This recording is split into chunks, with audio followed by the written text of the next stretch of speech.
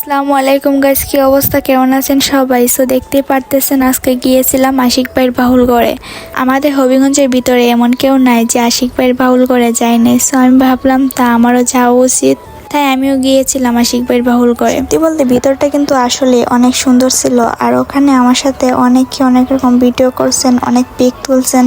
সত্যি বলতে আমি ভাবতে পারি নাই যে আমার এত ফ্যান ফলোয়াররা আছে। আজকে তাদের ভালোবাসা দেখে সত্যি সত্যি আমি মুগ্ধ হয়ে গেলাম। তো সবার উদ্দেশ্যে আমি একটা কথাই বলবো, সবাই যেরকম ভালোবাসা আমাকে দিয়ে যাচ্ছেন, আগামীকাল তার থেকেও বেশি ভালোবাসা আমি আপনাদের কাছ থেকে চাই। কারণ আপনাদের সাপোর্ট ছাড়া হয়তোবা আমি আজ এই জায়গায় আসতে পারতাম না। তো অনেকেই অনেক চেষ্টা করছে আমাকে মিডিয়ার জগৎ থেকে সরানোর জন্য, আলহামদুলিল্লাহ কেউ কিছু করতে পারে নাই। আচ্ছা, এগুলো বিষয় বাদ দিলাম। সো দেখেন, এখন আমি সেই ভাইরাল জায়গায় চলে আসলাম। এখানের মধ্যে অনেকে অনেক রকমের পিক তুলে, মানে জায়গাটা আসলে কিন্তু ভাইরাল, অনেক সুন্দর কিন্তু জায়গাটা। আসলে আমি ক্যামেরার মধ্যে সব সৌন্দর্য তুলে ধরতে পারি নাই, যেহেতু অনেক রাত হয়ে গেছিল, অনেক মানুষ আসছিল, অনেক ভিড় হয়েছিল ওখানে। সো আপনারা যারা যারা যাবেন রাতে গেলে সুন্দর ঠিকই, বাট মানুষ অনেক বেশি থাকে, অনেক ভিড় থাকে ওখানে, আর মানুষের মধ্যে ভালো ভিডিও বানানো সম্ভব না, যেটা আমিও পারি নাই। সো দেখতেই পারতেছেন এখানে আমার সাথে অনেকে ভিডিও করতেছে, আর ইজ্জত পাগলা ভাইয়া এসে বলতেছে ভিডিও করতে গেলে টাকা লাগে। অনেক ফান করছে কিন্তু, আর অনেক ভালোবাসা মানুষের সাথে আমার ওইখানে দেখা হয়েছে। সো দেখতেই পারতেছেন এখানে অনেকে ভিডিও করতেছে, অনেকে পিক তুলতেছে, মানে যে যার মতো আর কি পিক টিক তুলতেছে।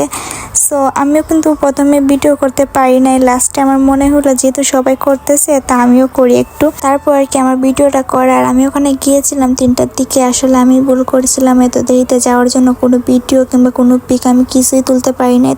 আমি একদিন যাব, আর আমি বারবার সবাইকে একটা কথাই বলতেছি, যারা যারা যাবেন ভিডিওর উদ্দেশ্যে তারা প্লিজ 3টার পর থেকে যায়েন না, কারণ 3টার পর থেকে ওখানে অনেক মানুষ হয়। প্লিজ আমার মতো বোকামি কেউই করেন না।